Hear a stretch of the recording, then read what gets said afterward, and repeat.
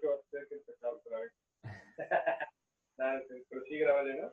Ok, muchas gracias. Bueno, en este caso vamos a empezar con la patología, la esofagitiis infecciosa más común, más frecuente. Es la esofagitiis por cándida, como ya les comenté, la etiología más frecuente de esofagitiis infecciosa. Se da particularmente en pacientes inmunocomprometidos. Los pacientes de esta patología van a tener un perfil clínico muy característico, como ya sabemos, particularmente pacientes con VIH, pacientes con trasplante, pacientes con diabetes, hasta incluso se han detectado en pacientes que tienen el uso de esteroides. También es importante mencionar que es una patología que o sea, la cándida tal cual es uno de los agentes más frecuentes de sobreinfección en pacientes con las patologías que vamos a ver más adelante, como son acalasia, como son esclerodermia, como son todas esas patologías que van a causar un éstasis del contenido esofágico, vaya. La lesión característica que se ve por endoscopía van a ser las placas blanquecinas que pueden estar asociadas a úlceras. Estas, radiológicamente, van a aparecer como defectos de llenado, así lo vamos a describir nosotros. Es una patología que tiene una alta sensibilidad de diagnóstico mediante el esofagograma con doble contraste. Como ya vimos en las clases previas, un esofagograma con doble contraste va a ser un esofagograma que va a usar bario como un medio de contraste positivo y va a usar el gas de una pastilla efervescente como un medio de contraste negativo, que va a causar que este bario se pegue a las paredes y nos permite evidenciar estos defectos de llenado. Particularmente en el caso de la candidiasis, los defectos de llenado tienden a ser lineales, tienden a ser o redondeados y tienden a tener esta distribución longitudinal a través de la pared del esófago, como podemos ver en este ejemplo.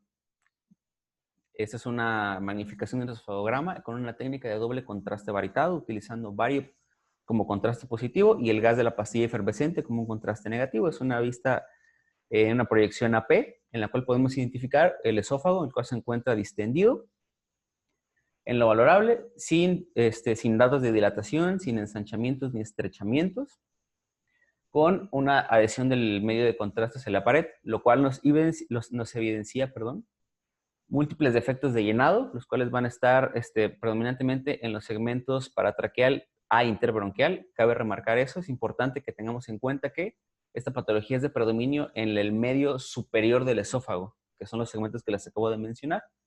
Estos defectos de llenado van a tener una distribución longitudinal, van a tener una morfología longitudinal y redondeada con una distribución longitudinal, vaya. Estos datos van a estar relacionados a un paciente con un diagnóstico de esofagititis por cándida. Este es como vamos a ver en el siguiente ejemplo, es el primer ejemplo que yo elegí. El segundo ejemplo en este caso es, como ya comentaba el doctor Vargas, el signo característico de la piel de serpiente.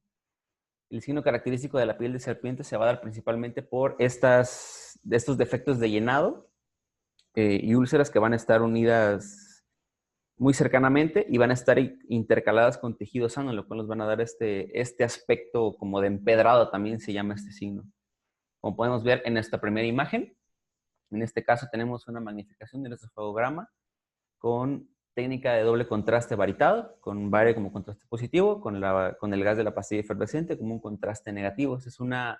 El paciente está en una posición oblicua anterior derecha y podemos identificar un esófago con adecuada distensión. Los estrechamientos que se ven acá son los estrechamientos fisiológicos normales, el aórtico y el del bronquio izquierdo, en el cual podemos observar una adhesión del medio de contraste que nos evidencia defectos de llenado, los cuales son confluentes, que tienen una morfología redondeada y regular. Estos defectos de llenado cercanos nos van a dar el signo característico de piel de serpiente o el signo de empedrado, como se esquematiza en la imagen del lado de la derecha. Estos son particularmente en este paciente hallazgos de una esofagitis por cándida en una fase más avanzada que la que les mostré en el ejemplo anterior. Es el signo característico de la esofagitis por cándida. Ahora, también es importante mencionar este dato característico del signo del esófago espumoso. Tenemos que recordar que, como ya les mencioné, muchas veces la cándida se da por una sobreinfección en pacientes que ya tienen una patología de base, una patología que nos va a condicionar éstasis. En este caso, por ejemplo, tenemos el estudio de una paciente de 72 años de edad. Ella tiene un diagnóstico de esclerodermia. Se le tomó este estudio de esofagograma, en el cual tenemos pues, una porción del estudio, solo una imagen del estudio, es una magnificación de un esofagograma con técnica de doble contraste varitado, vario positivo, con una pastilla efervescente como contraste negativo. El paciente está en una posición oblicuo-lateral derecha, en el cual podemos observar un esófago el cual se encuentra distendido, dilatado, el cual está asociado a múltiples imágenes que van a ser radiolúcidas, de morfología redondeada, coalescentes, particularmente en la porción superior de la columna de vario. Ese es un signo característico, el signo característico de un esófago espumoso. El esófago espumoso se va a dar porque los hongos de la cándida van a producir gas dentro del esófago, y este gas va a causar burbujas que se van a ir hacia la porción más superior de la columna de vario. Entonces vamos a entender que este es un paciente que, aparte de que tiene una infección por cándida, tiene una patología que nos va a condicionar éstasis. En este caso, la paciente presentaba esclerodermia. Eso era un diagnóstico ya conocido por la paciente. Y por último, tenemos el signo que nos va a indicar una esofagitis fulminante. O sea, es una forma mucho más agresiva de esofagitis, particularmente presentada en pacientes con VIH. Esta morfología de un esófago lanudo o de Shaggy esophagus, por su término en inglés, va a ser secundaria a una inflamación, a una ulceración y a una presencia de pseudomembranas. Estas pseudomembranas lo que van a ocasionar es que el medio de contraste se quede atrapado dentro de las úlceras que les mencioné antes. Y estas dos nos van a dar esta apariencia como peluda, como lanuda del esófago. Aparentemente, en realidad, lo que estamos viendo es simplemente el medio de contraste que está dentro, atrapado de unas úlceras. En este caso, el ejemplo que yo les traje es es una magnificación de esofagograma con técnica de doble contraste varitado, con vario como contraste positivo y con el gas de la pastilla efervescente como un contraste negativo. Es un paciente que está en una posición oblicuo lateral derecha, en el cual podemos observar es un esófago que se encuentra dilatado con adhesión del medio de contraste a las paredes, la cual nos va a evidenciar defectos de llenado, los cuales son irregulares. Están en relación a úlceras con atrapamiento de vario en su interior. Esto le va a conferir a nuestra mucosa esofágica un contorno marcadamente irregular, con bordes desdibujados, como se puede observar acá. Y ese es el signo característico del esófago lanudo. Esto nos va a indicar una esofagitis fulminante.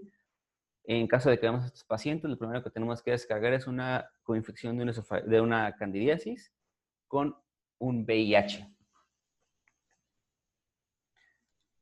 Esos son los signos más importantes de la esofagitis, que como ya les mencioné, por cándida, como ya les mencioné, es la etiología más frecuente en los pacientes con esofagitis infecciosas. Ahora, por orden de frecuencia, la segunda más común es la esofagitis causada por herpes, particularmente por el herpes virus tipo 1, que como ya vimos, el herpes virus tipo 1 va a ser un virus ADN bicatenario. Particularmente existen varios tipos, en este caso nos vamos a enfocar en el tipo 1. Es un virus que es capaz de producir esofagitis, que en realidad la esofagitis por herpes, es digamos que el esófago es el órgano más comúnmente afectado el órgano visceral más comúnmente afectado por el virus de herpes simple. Particularmente se va a dar en pacientes trasplantados, inmunocomprometidos, particularmente en trasplantados. En cuanto a la sintomatología, todas estas patologías tienen una sintomatología, como les mencioné, de odinofagia, un dolor severo retroesternal, particularmente durante la deglución. Sin embargo, particularmente en esta patología, en pacientes que son inmunocompetentes, aparte de los datos tal cual de la esofagitis, también podemos presentar las manifestaciones cutáneas que siempre se presentan en ese tipo de patologías. Cutáneas, fiebre y hasta incluso pueden tener las lesiones orofaringeas características. Sin embargo, en pacientes inmunocomprometidos regularmente solo nos llegan referidos por el dolor y la disfagia. En la vista endoscópica vamos a tener úlceras de pequeño tamaño, son menores a 1 centímetro, los que les van a presentar un halo eritematoso. Este halo eritematoso es un signo importante porque va a tener una traducción en el esofagograma de Barrow, como vamos a ver en las siguientes diapositivas. Podemos dividirla entre esofagitis herpéticas iniciales, donde vamos a tener signos más leves, signos menos marcados, vaya. Como ya les mencioné, la imagen característica de esta patología van a ser úlceras pequeñas, menores a 1 centímetro, que pueden ser puntiformes y lineales. ¿Se acuerdan que les mencioné particularmente tener un halo radiolucente? Un halo eritematoso. Ese halo eritematoso se va a traducir en nuestro esofagograma como un halo radiolucente. Y otro signo característico, que como ya mencionamos en el inicio de la clase, va a ser la configuración estrellada, que se va a caracterizar principalmente por que nosotros vamos a describir en nuestro estudio de esofagograma las úlceras como replesiones o como acumulaciones del medio de contraste adentro de estas. Sin embargo, no todas las úlceras se van a llenar de medio de contraste. Eso nos va a dar este patrón de cielo estrellado en el que vamos a tener unas que se ven tal cual como defectos de llenado y otras que se ven tal cual como acúmulos de medio de contraste. En este caso, en los dos ejemplos que tenemos, vamos a valorar primero el ejemplo que tenemos a nuestra derecha. Es una magnificación del esofagograma con técnica de doble contraste varitado. Como ya les mencioné, es un bario como positivo, pastilla efervescente, el gas de la pastilla efervescente como contraste negativo. Es un paciente que está en una posición oblicuo lateral derecha. Ahora, en este caso tenemos en los segmentos desde el aórtico hasta el interbronquial, un esófago que se va a encontrar dilatado. Estas estrecheces que observamos son las estrecheces fisiológicas que tiene el esófago. No, entonces no encontramos ni ensanchamientos ni estrechamientos patológicos con una adhesión del medio de contraste hacia la pared esofágica, el cual nos va a permitir evidenciar discretos acúmulos de bario de morfología ovalada, los cuales tenemos marcados con las flechas en color negro, y los cuales van a estar intercalados con defectos de llenado, de morfología puntiforme y redondeada. Estos van a tener una configuración en cielo estrellado. Entonces, en el contexto de este paciente, el cual después de este estudio se le realizó una toma de biopsia y resultó con una esofagitis con herpes, pues nos indica que estamos ante la patología que le están mencionando. Rodrigo, solo te estás confundiendo en la lateralidad. O sea, eso es oblicua, anterior, izquierda. Del lado que veas la columna, los cuerpos vertebrales, de ese lado dices que es. Okay. O sea, es la parte de la espalda que tiene pegada pues a la película, la lateralidad, pero pues Okay. como tip del lado que está la columna, de ese lado es. Ah, perfecto. Sí, está muy bien, doctor. Sí. Ahora, en nuestro segundo ejemplo, tenemos lo mismo, una magnificación de un esofagograma con técnica de doble contraste varitado. Tenemos bario como positivo, el gas efervescente de la pastilla como negativo. Tenemos al paciente en una proyección oblicua anterior izquierda, en este caso, en el cual podemos identificar un esófago distendido, en lo valorable, sin ensanchamientos ni estrechamientos patológicos, con una adhesión del medio de contraste a la pared esofágica, lo cual nos va a evidenciar estos múltiples acúmulos de medio de contraste, los cuales van a estar en relación con úlceras de morfología ovalada, de morfología irregular, las cuales van a tener un halo radiolucente, como podemos observar acá y acá. Y dichos hallazgos nos indicarían principalmente un diagnóstico de una esofagitis por herpes. Sin embargo, me pareció conveniente agregar el hecho de que existe también una variante de la esofagitis herpética, que es la esofagitis herpética tardía. Esta particularmente es una forma más avanzada de esofagitis, que puede estar más asociada a ulceraciones extensas, a formaciones de placas y a una combinación más marcada entre como les dije, las úlceras y las placas que les acabo de mencionar. cuál es la importancia de conocer esta variante? Que se parece mucho a una esofagitis por cándida. Entonces nos podemos confundir con esto. Por eso, como nos decía el doctor, no, a pesar de que muchos de esos estudios tienen una gran sensibilidad para el diagnóstico, aún así es necesario que nosotros hagamos nuestro estudio histopatológico para estar seguros de ante qué entidad estamos nosotros.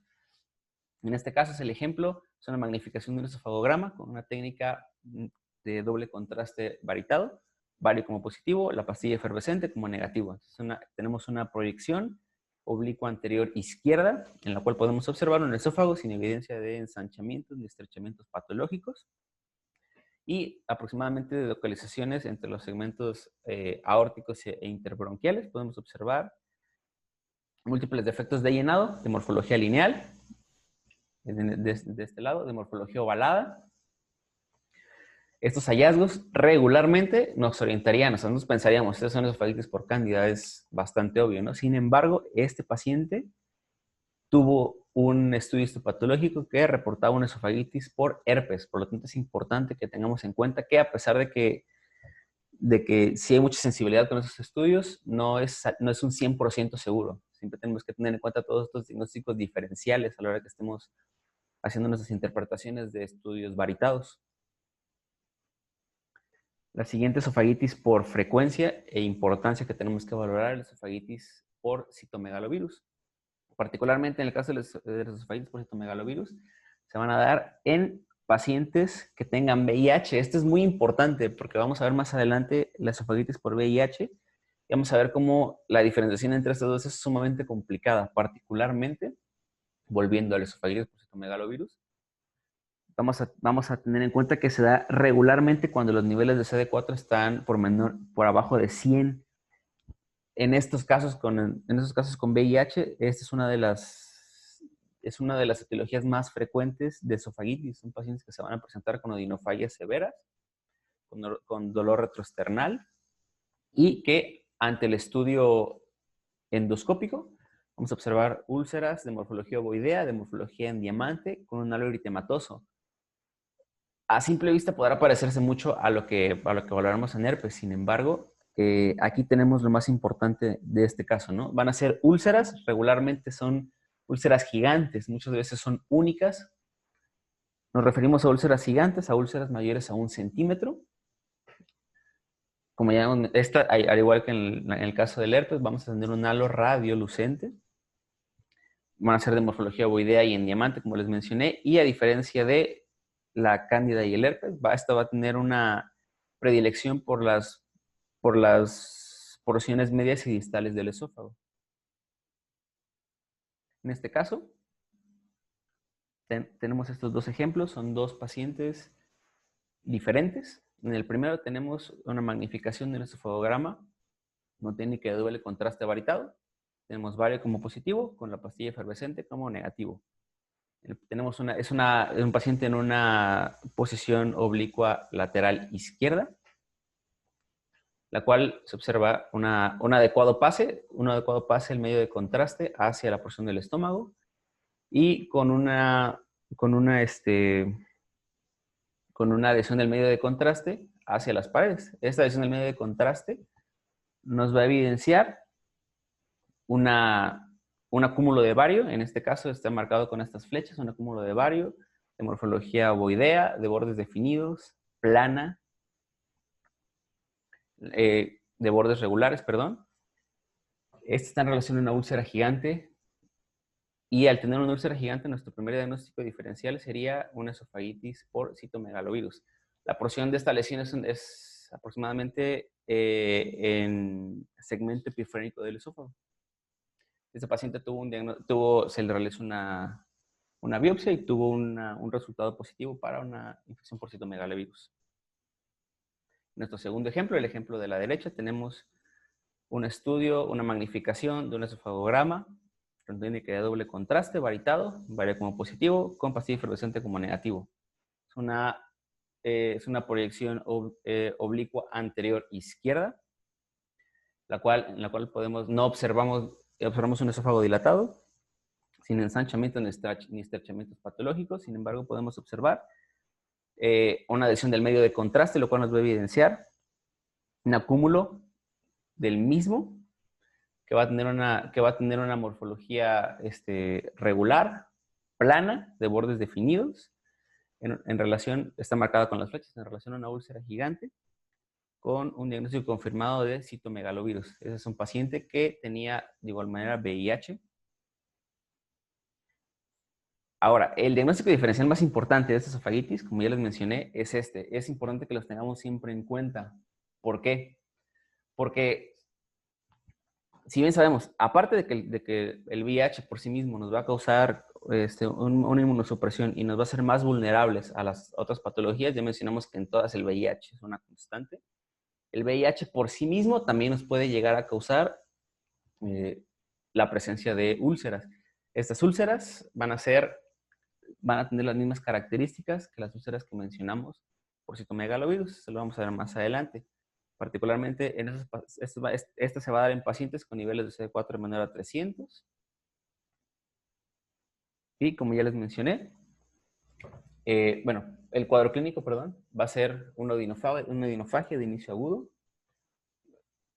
Va a ser abrupta, muy intensa, hasta llegar a incapacitar al paciente para deglutir saliva. De igual manera, el paciente puede presentar exantemas maculopapulares en cara, en miembros torácicos, y radiológicamente se va a caracterizar por úlceras gigantes mayores a 1 centímetro, iguales que las que mencionábamos de citomegalovirus. Hay que tener en cuenta eso. Sin embargo, en el caso del VIH particularmente, se tiende a acompañarse de lesiones satélite, úlceras más pequeñas. El predominio es el mismo que el citomegalovirus, un esófago medio y un esófago distal. La forma es la misma, ovoidea o en forma de diamante, y también tiene un halo radiolucente. Vamos a ver los ejemplos en este caso. Tenemos una magnificación de un esofagograma con una técnica de doble contraste varitada, con bario como contraste positivo y la pastilla efervescente como contraste negativo. Es una proyección oblicua anterior izquierda, en el cual podemos observar en lo valorable un esófago distendido, sin evidencia de ensanchamiento ni estrechamientos patológicos, con adhesión del medio de contraste hacia la pared, lo cual nos va a evidenciar particularmente la radiografía nos refiere a esófago medio. No podemos diferenciarlo porque no vemos ninguno de los estrechamientos fisiológicos que nos podrían ayudar a discernir en qué porción estamos en una magnificación. Observamos múltiples acúmulos de medio de contraste, de morfología regular, plana. Estos están marcados por las flechas. Tenemos uno en esta porción, en esta porción, en esta porción. En este caso del paciente, podríamos pensar en una úlcera por citomegalovirus. Sin embargo, particularmente en este paciente, se le tomó el estudio histopatológico, no se pudo evidenciar la presencia de un citomegalovirus, y como auxiliar para el diagnóstico se le dio tratamiento con corticoides y tuvo mejoría. Eso nos va a dar un diagnóstico por exclusión de una úlcera por VIH. Es el diagnóstico más importante de las úlceras por citomegalovirus. La siguiente esofagitis que vamos a valorar es la esofagitis tuberculosa. La esofagitis tuberculosa se va a dar principalmente va a ser producida por una extensión local hacia ganglios linfáticos de la tuberculosis. Estos ganglios linfáticos van a presionar el borde del esófago, lo cual va a ocasionar erosión, va a ocasionar fístulas. Y en ultrasonidos radiológicos, como ya les mencioné, vamos a tener una compresión o desplazamiento o disminución del calibre esofágico. Ahora, radiológicamente, tenemos este ejemplo. Es una magnificación de un esofagograma con técnica de doble contraste varitado, en el cual podemos observar, somos un medio de contraste, bario como positivo, gas como negativo, en una proyección oblicua anterior izquierda, en el cual podemos observar adecuada distensión esofágica, con sin evidencia de estrechamientos patológicos. Sin embargo, podemos observar el bario adherido a la pared, lo cual nos va a evidenciar este defecto de llenado lineal, de morfología lineal, y el cual va a estar asociado adyacente a a un acúmulo de medio de contraste de morfología en diamante, la cual está bien definida. Los hallazgos van a estar en relación a una compresión extrínseca y ulceración por un granuloma tuberculoso caseante. Particularmente este paciente tuvo el antecedente de infección por tuberculosis. Eso es lo más importante de las patologías, de la etiología infecciosa de la esofagitis. Sin embargo, también hay que tener en cuenta que no solamente las infecciones nos van a ocasionar esofagitis y por irritación. Particularmente una de las variantes más importantes también es la esofagitis por fármacos. La esofagitis por fármacos es causada por, digamos que la éstasis de los medicamentos que particularmente se da en pacientes que toman sus medicamentos antes de dormir con insuficiente agua. Esto nos va a dar un alojamiento de los medicamentos, particularmente hacia las porciones medias del esófago, las cuales van a irritar la mucosa y van a causar esofagitis. Los medicamentos más comunes que causan esta patología van a ser los antibióticos, particularmente la doxiciclina,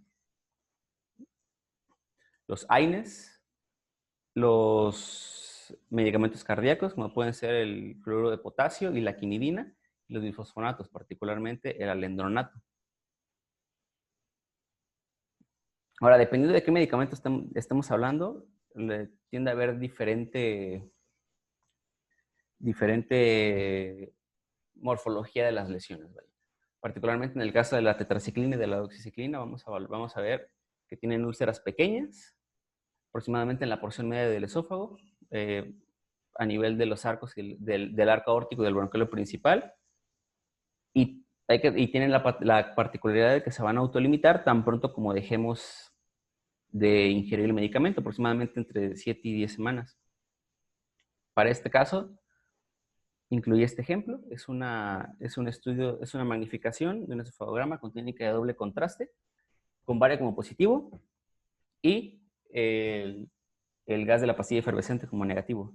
En este caso tenemos una proyección oblicua anterior izquierda, el cual en lo valorable del esófago podemos observar con adecuada distensión, sin presencia de ensanchamiento ni estrechamientos patológicos, con una adecuada adhesión del medio de contraste hacia las paredes, lo cual nos va a evidenciar dos defectos de llenado de morfología ovoidea, los cuales van a estar rodeados por un halo radiolucente. Estos hallazgos, aunados al antecedente de terapia medicamentosa de pacientes que no toman sus medicamentos adecuadamente, nos van a indicar más que nada al diagnóstico diferencial de una esofagitis por fármacos. Sin embargo, es importante mencionar que, como ya les dije, tenemos otros medicamentos que nos van a causar una esofagitis por fármacos. En este caso, tenemos, por ejemplo, el cloruro de potasio, la quinidina y los AINES. Estos van a causar unas úlceras que son más grandes, similares a los de citomegalovirus, mayores de 1 centímetro, con edema periférico y que incluso tienen un riesgo más alto de desarrollar estenosis, particularmente por el tamaño y el involucro. En este caso, yo elegí poner este ejemplo, es una magnificación del esofagograma con una técnica de doble contraste, con baria como positivo, con el gas de la pastilla efervescente como negativo. Tenemos una proyección, es una proyección oblicua anterior izquierda, en la cual en lo valorable podemos observar el esófago con adecuada distensión, sin presencia de ensanchamiento ni estrechamientos en la porción específica que estamos valorando. Observamos una adhesión del contraste a la pared del esófago, lo cual nos va a evidenciar un acúmulo de medio de contraste de morfología ovoidea plana y bien definida, marcada por esta flecha blanca, en relación a, asociado a pequeñas lesiones satélites, que van a ser acúmulos de bario más pequeños, de morfología redondeada, bien definida, que están marcados con las flechas negras. Estamos por acá y por acá. Estos hallazgos fueron encontrados en un paciente que tuvo una sintomatología de esofagitis y que estuvo bajo tratamiento con ibuprofeno.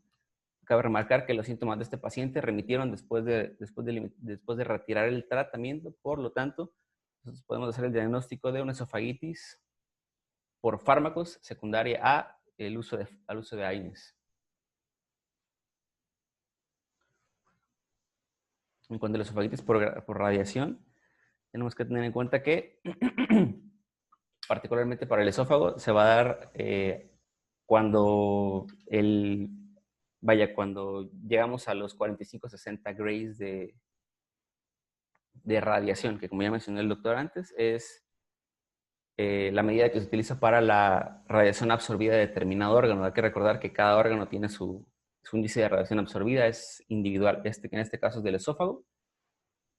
Podemos dividirla en aguda, como dice acá, que va a ser en pacientes que van a presentar sintomatología entre 2 y 4 semanas, y se va a caracterizar por una mucosa granular. La mucosa granular se va a caracterizar por tener un edema, por tener inflamación y por tener una disminución de la distensibilidad normal luminal. Sintomáticamente va a ser un paciente que tiene antecedente de radioterapia, va a presentar disfagia, va a presentar odinofagia, va a presentar ardor subesternal. Esta es una patología bastante frecuente en pacientes que han tenido radioterapia mediastinal, particularmente en casos de carcinoma broncogénico, de linfomas mediastinales o de cualquier tipo de tumor que incluya la médula espinal torácica. Como les mencioné, vamos a dividirlo en agudos y en crónicos. Los agudos se van a caracterizar por esta mucosa granular, como ya les dije.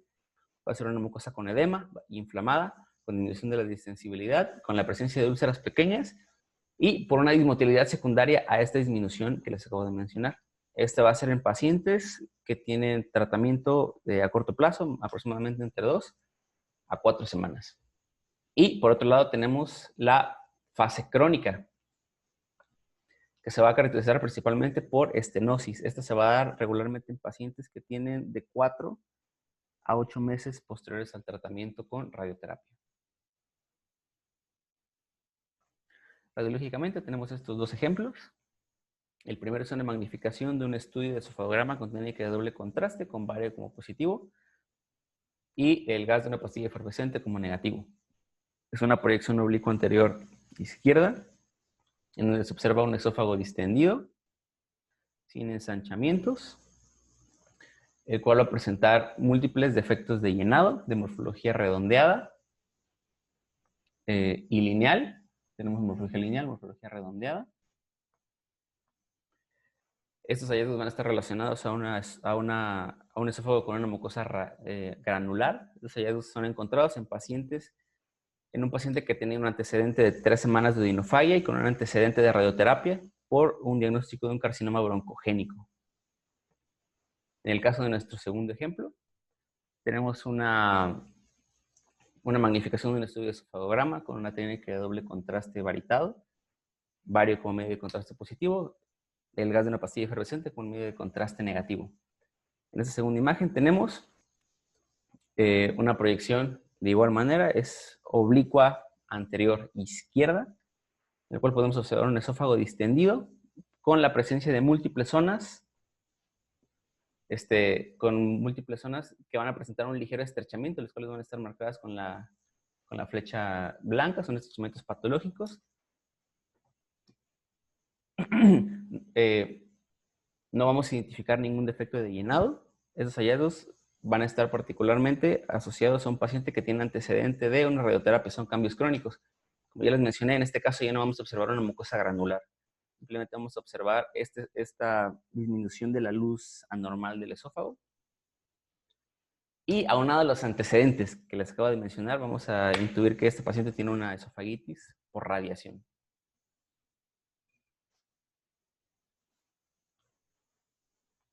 Los siguientes esofagitis que vamos a valorar es una esofagitis muy importante, es una esofagitis corrosiva. La esofagitis corrosiva se puede dar por la ingesta particularmente tanto de alcalinos como de ácidos.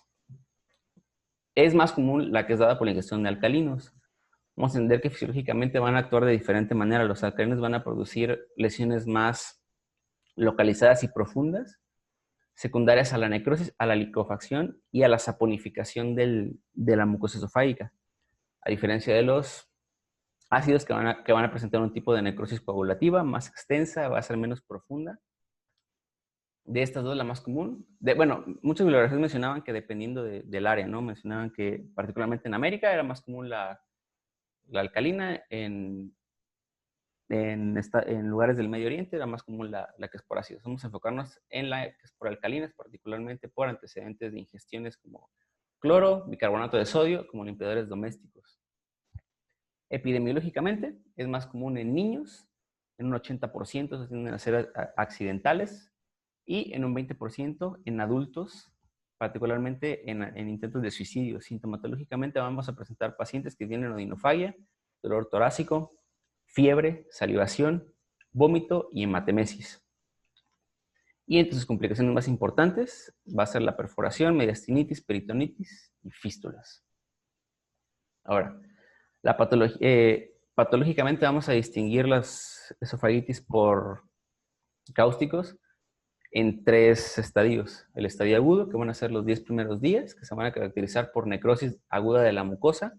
Va a ser una mucosa desdibujada, borrada, con un esófago atónico. Un estado subagudo o de granulación, que va a abarcar de los 10 a los 20 días, que se va a caracterizar principalmente por ulceraciones. Un estadio crónico o de cicatrización, que va a ser después de los 21 días de las 3 semanas, que va a ser principalmente caracterizado por estenosis o fibrosis. En cuanto a la valoración radiológica de estos pacientes, es importante que tengamos en cuenta que inicialmente deberíamos tomarles una placa simple de tórax. ¿Por qué? Porque estos pacientes tienen el riesgo de perforación. Entonces, lo primero que buscamos es que tengamos la presencia de aire libre en el mediastino. Y en caso de que queramos usar un estudio contrastado, es importante que recordemos que para esos pacientes hay que usar el medio de contraste hidrosoluble. No usamos regularmente bario. ¿Por qué? Porque tenemos riesgo de que haya una perforación y que el bario nos cause una peritonitis, una mediastinitis química. Entonces, en este caso tenemos este ejemplo. Es una radiografía de tórax en una proyección posterior anterior con una técnica óptima en la cual se puede observar tejidos blandos sin evidencia de alteraciones, estructuras óseas sin evidencia de lesiones líticas ni blásticas, sin evidencia de trazos de fractura. Podemos observar una tráquea central que se encuentra areada, sin desplazamientos. En cuanto al mediastino, podemos observar, señalada con estas flechas, una imagen radiopaca paravertebral derecha, la cual tiene bordes radiopacos, un borde radiopaco longitudinal. Ese está en relación a un esófago que se va a encontrar dilatado. El resto del estudio sin alteraciones. Al ver esta imagen y tener un antecedente de una ingesta por cáusticos, podemos descartar que sea un neumomediastino y podríamos enfocarnos en el siguiente paso del estudio. Particularmente, las bibliografías nos refieren que el estudio más adecuado para la valoración de estos pacientes en los estadios tempranos es la tomografía con medio de contraste. Sin embargo, primero quiero abarcar el estudio de esofagograma para que vayamos teniendo este orden de primero ver la placa, los estudios contrastados y luego la tomografía. En este caso, los esofagogramas los vamos a usar para los estadios crónicos de la enfermedad, que vamos a encontrar particularmente en fases agudas, esófagos con luz disminuida, con úlceras de contorno irregular, puede haber aire o contraste a nivel mediastinal por una perforación. En la fase ulcerativa, como ya lo mencionamos, podemos observar úlceras, podemos observar espasmos. En las fases de cicatrización podemos observar estenosis o la presencia de saculaciones. En este caso, tenemos este ejemplo. Es un estudio de un esofagograma varitado con técnica simple de bario. Usamos el bario como contraste positivo. En este caso, como ya les mencioné, es un paciente que tiene una lesión crónica, por lo tanto ya es seguro que podamos usar el bario para el estudio de esta patología. No es necesario que usemos el contraste hidrosoluble. Entonces, en este caso podemos observar un estudio de esofagograma con bario con una técnica simple, en una posición oblicua anterior derecha, en el cual podemos observar un esófago distendido, el cual se encuentra moderadamente dilatado hacia su segmento bronquial, el cual se va a continuar con una zona de estrechamiento a nivel de la porción retrocardíaca y epifrénica, y podemos observar un adecuado paso en medio de contraste hacia el estómago. En este caso, ese fue un estudio que se realizó en un paciente que tuvo un antecedente de indigestión por cáusticos hace 5 años. Por lo tanto, inferimos que es una fase crónica de una esofagitis por cáusticos. El segundo estudio que elegí para este ejemplo es un estudio de esofagograma varitado con una técnica simple, con vario como contraste positivo en una proyección oblicua anterior derecha, en la cual podemos observar un esófago con una distensión inadecuada, con un estrechamiento patológico secundaria, particularmente de todos sus segmentos. Sin embargo, podemos observar que, a pesar de todo, hay un paso que no es adecuado, pero persistente del medio de contraste hacia el estómago. Esos son hallazgos encontrados en un paciente que tuvo un antecedente de digestión por cáusticos. Hace 2 meses es una fase crónica de una esofagitis por cáusticos. No podemos observar en este caso. Ya solo observamos el estrechamiento, no observamos el estrechamiento sin evidenciar los defectos de llenado.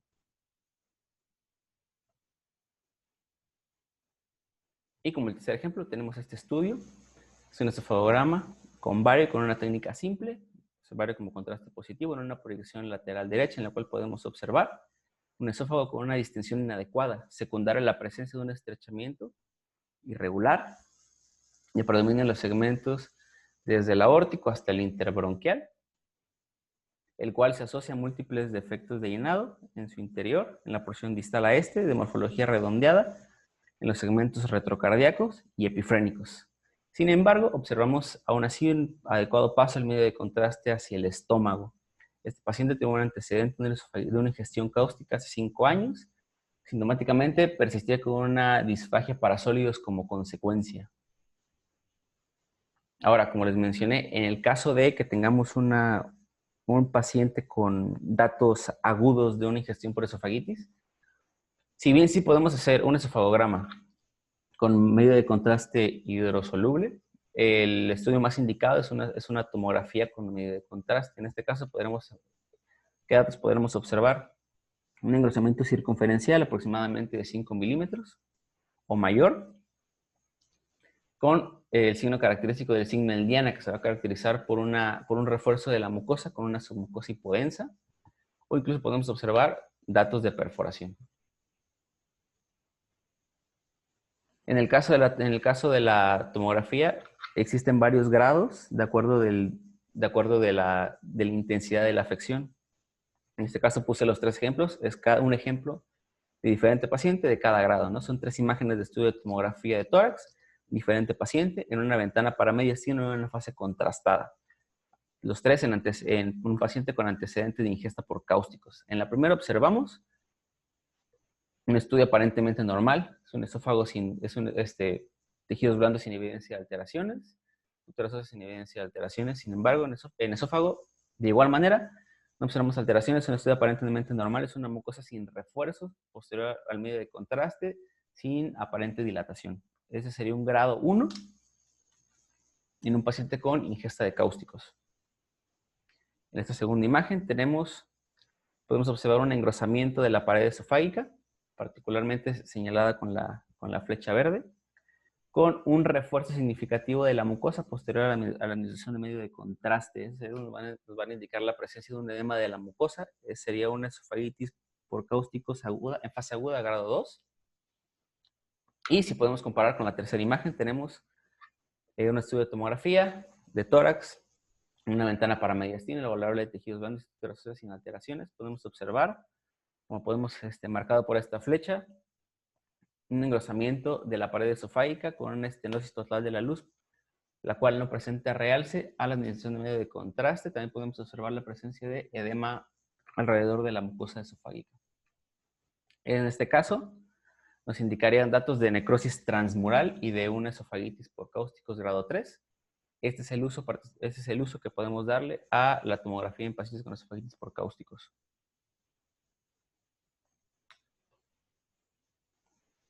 Ahora continuando con la calasia. ¿Qué es ya acabando tal cual con las esofagitis, vamos a empezar con las patologías de la motilidad esofágica. La primera que vamos a hablar es la calasia. La calasia se va a caracterizar por una afección de la vaya de la motilidad esofágica, que se va a caracterizar por una ausencia de la peristalsis, la cual va a estar aunada a, uno, inadecuada relajación del esfínter esofágico interno. Esto nos va a dar como resultado una acalasia. Las acalasias pueden ser primarias, que van a ser idiopáticas, particularmente se había referido que tenía mucho que ver con la afección del plexo entérico de Auerbach. Sin embargo, no está del todo comprobado, por eso mantiene su término de idiopática. Y le puede ser secundaria, como puede ser una pseudocalasia secundaria a una compresión extrínseca, que puede ser por cáncer, por ejemplo, o por una patología previa, como puede ser en el caso de alguna enfermedad de Chagas. Vamos a dividirla particularmente, se puede dividir también en 3 tipos. La acalasia tipo 1, que va a ser la clásica, que se va a caracterizar por una contractibilidad mínima del cuerpo esofágico. La tipo 2, que es intermitente, en el cual van a haber periodos de... Van a haber periodos en los que va a haber una presión normal del esófago y periodos en los que va a haber una presión anormal del esófago. Y la tipo 3, que se va a caracterizar por ser una espástica, en la cual va a haber, digamos que, contracciones esofágicas distales prematuras. En cuanto a los hallazgos radiológicos, podemos valorar primero lo que es una radiografía simple. En cuanto a los cambios de la radiografía simple, podemos observar engrosamientos mediastinales con niveles aire líquido, particularmente adentro del esófago. Podemos observar tráqueas desplazadas o arqueadas, o podemos observar una burbuja gástrica ausente. En este caso, yo elegí colocar este ejemplo. Tenemos una imagen, una radiografía de tórax, una magnificación de radiografía de tórax, una proyección posterior anterior, la cual podemos observar en lo valorable de tejidos blandos y estructuras óseas sin evidencia de alteraciones. Sin embargo, hacia el nivel de mediastino podemos observar una imagen tubular de trayecto vertical, radiolúcida, la cual está delimitada por 2 imágenes lineales radiopacas. Esas van a estar en relación a un esófago dilatado con aire en su interior, la cual se va a encontrar localizada más allá de la línea paratraqueal derecha. Esto nos va a confirmar que es el esófago. En este caso, lo más indicado sería hacer un examen de extensión, un esofagograma con medio de contraste simple.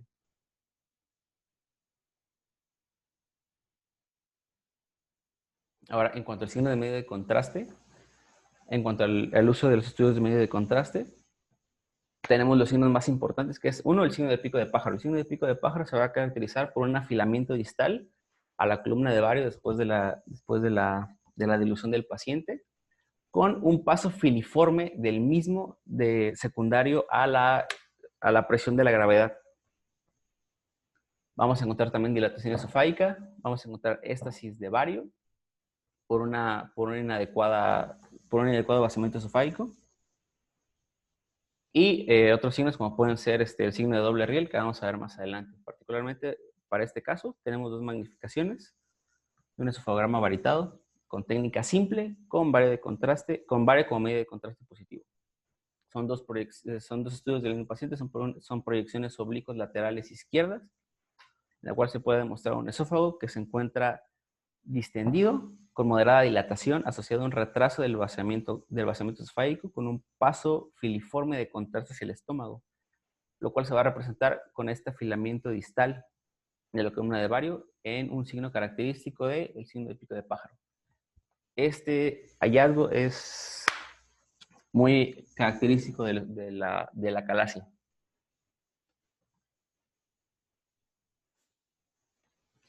Ahora, en este otro ejemplo tenemos un estudio de esofagograma varitado con una técnica simple con Vario, como contraste positivo, en el cual tenemos 2 proyecciones. A su izquierda es una proyección posterior anterior, a su derecha es una proyección lateral, en la cual podemos observar esófago distendido, ligeramente dilatado, con un retraso del vaciamiento, con paso filiforme del medio de contraste hacia el estómago, lo cual se va a representar como un afilamiento distal de la columna de Vario. Ese es otro signo característico del signo de pico de pájaro. Es un paciente con un diagnóstico de acalasia, es un estudio intrahospitalario que se hizo en nuestro hospital.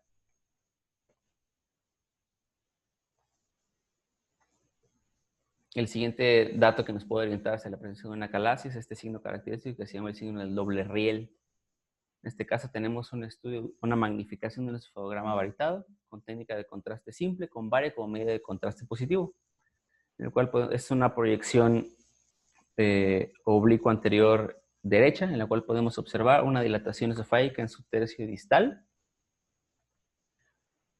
la cual está secundaria a un retraso del vaciamiento esofágico con un paso filiforme del medio de contraste, el cual presenta una lucencia central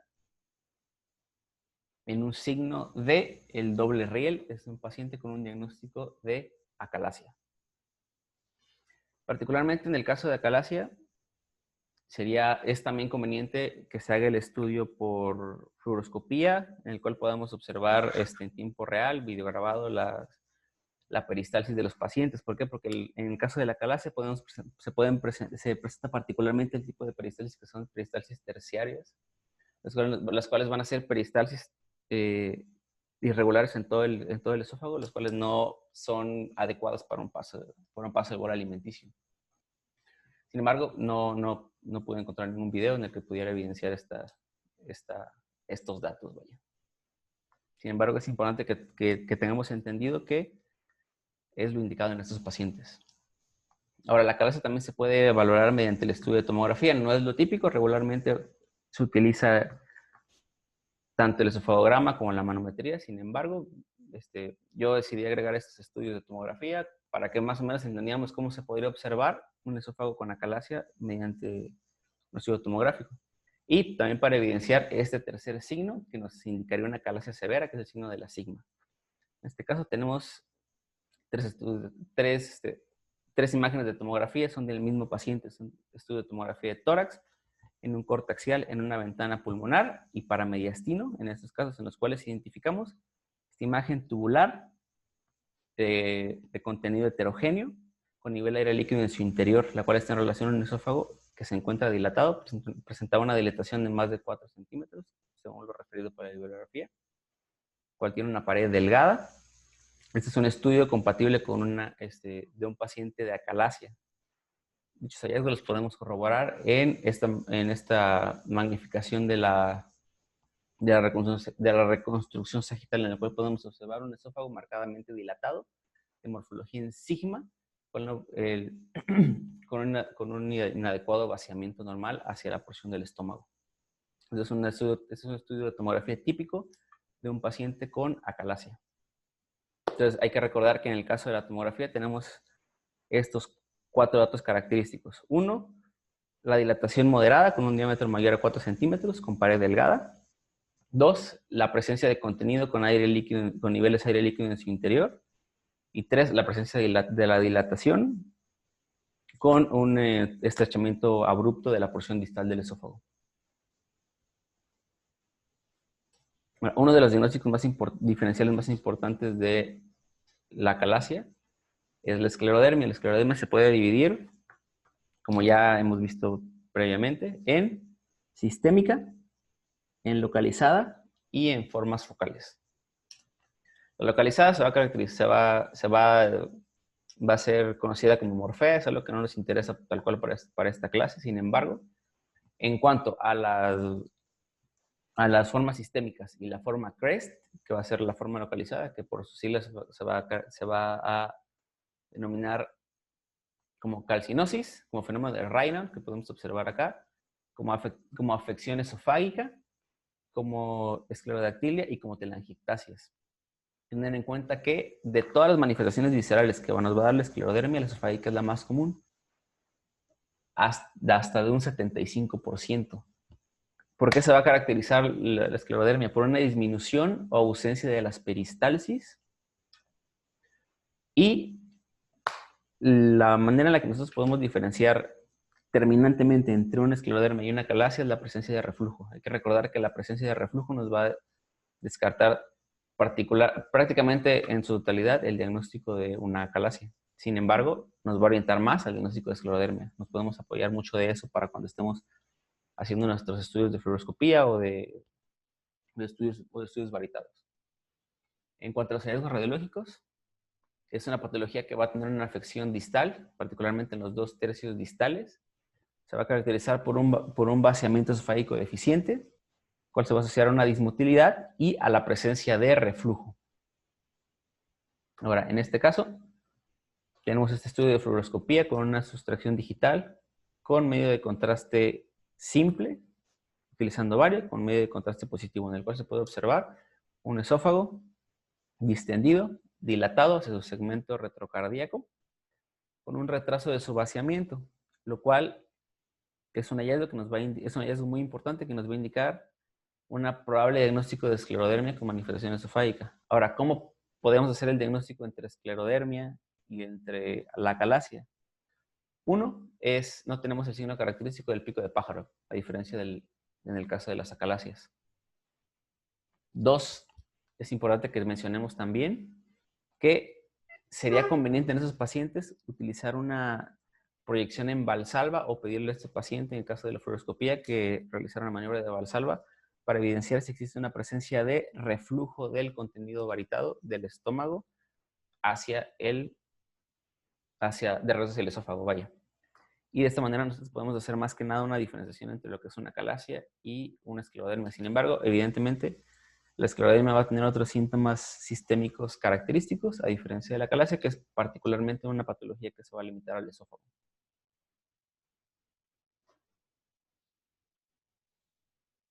Y por último, la última patología que vamos a valorar el día de hoy es el anillo de Chatsky. El anillo de Chatsky, bueno, como ya vimos en la clase de ayer, vamos a tener dos anillos a nivel esofágico. Uno que es el anillo muscular o el anillo A, y dos, el anillo mucoso o el anillo B. Prácticamente vamos a entender que el anillo de Chatsky va a ser un anillo mucoso sintomático. Este va a ser la causa más común de disfagia intermitente a sólidos en los adultos. En realidad es una patología relativamente común. Se va a presentar hasta en un 14% de los estudios de rutina, siendo la mayoría asintomáticos. Vamos a ver por qué la mayoría son asintomáticos más adelante. Es algo que se conoce como la regla de Chatsky.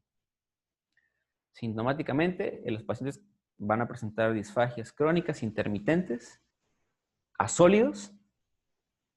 Y importante mencionar, como ya les dije, que la sintomatología va a depender mucho del diámetro. Particularmente, en este caso de anillo de Chatsky, va a ser una patología que va a tener una estenosis concéntrica, regularmente entre 3 a 5 milímetros, de localización del esófago distal. Es importante mencionar que el esófago de Chatsky está prácticamente invariablemente asociado a las hernias diatales. Ahora, no todos van a ser sintomáticos. Como ya les mencioné, existe lo que conocemos como la regla de Chatsky, lo cual nos va a indicar que, por ejemplo, en casos que tengamos un anillo de Chatsky que tenga un diámetro mayor a 20 milímetros, rara vez va a ser sintomático. Sin embargo, en casos de 13 a 20 milímetros, hay cierta correlación con sintomatología. Y en casos menores a 13 milímetros, particularmente todos los pacientes van a tener una sintomatología, como ya les mencioné, intermitente a sólidos. Ahora, en cuanto a los hallazgos radiológicos, la técnica que más se usa para estos casos es el esofagograma con técnica simple. Particularmente se prefiere la proyección prono-oblicuo anterior, derecha, y vamos a evidenciar un estrechamiento suave, circunferencial, concéntrico, con un anillo o constricción que va a tener una altura entre una altura entre 1 y 3 milímetros. En este caso tenemos el primer ejemplo, es un estudio de un esofagograma varitado con una técnica de contraste simple, con bario como positivo, en una proyección oblicua anterior derecha, en la cual podemos observar un esófago distendido con paso de medio de contraste hacia el estómago. Sin embargo, podemos identificar hasta aproximadamente ese segmento epifrénico del esófago, un estrechamiento circunferencial marcado por esta línea, con bordes suaves, definidos y simétricos en relación al anillo de Chatsky. También nos llama la atención la presencia de pliegues mucosos gástricos, los cuales se encuentran por arriba del borde diafragmático. Esto va a estar en relación a una hernia yatal por desplazamiento. Está marcado con las flechas negras. Es un caso característico de un paciente con anillo de Chatsky. De igual manera tenemos este ejemplo. Es un estudio de esofagograma varitado el cual es mediante fluoroscopía, el cual se puede observar una técnica de contraste simple con bario como contraste positivo, en el cual podemos observar un esófago distendido con paso de medio de contraste hacia el estómago.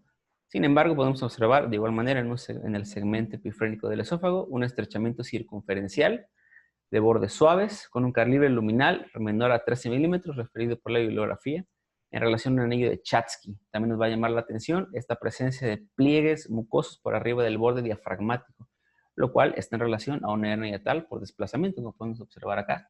Igual que el caso anterior, la hernia está prácticamente invariablemente asociada al anillo de Chatsky.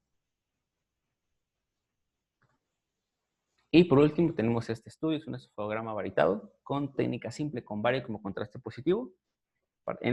Particularmente en este caso, sí se nos refería que es una proyección en prono anterior oblicua derecha, izquierda, perdón, en el cual podemos observar un esófago distendido con adecuado paso de medio de contraste hacia el estómago. Sin embargo, podemos observar de igual manera en segmentos epifrénicos un estrechamiento circunferencial concéntrico de bordes suaves en relación a un anillo de Chatsky. Bueno, y eso será todo de mi parte por la clase de Patología del Esófago, parte 1. Gracias.